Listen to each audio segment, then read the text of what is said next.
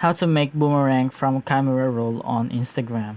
So if this video helped you, click that subscribe button and that bell icon on so you'll be updated in this channel. So I will show you guys how to make boomerangs from your camera rolls on Instagram. So first, let us open up Instagram. And in here, we will be directed to the home page of Instagram.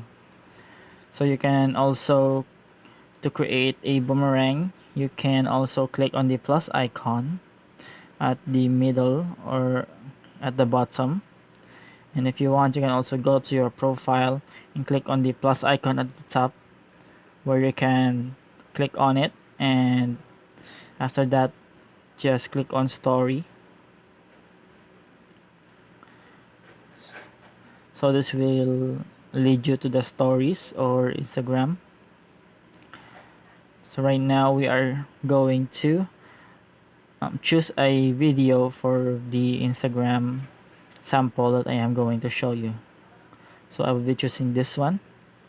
So in order for this to make as a boomerang, you can click on the three dots here, and there should be an option that it will let you to make it as a boomerang. So since the Instagram have updated, there is no more an option to let you to make it as a boomerang. So what you would do is go to the Play Store and type in boomerang,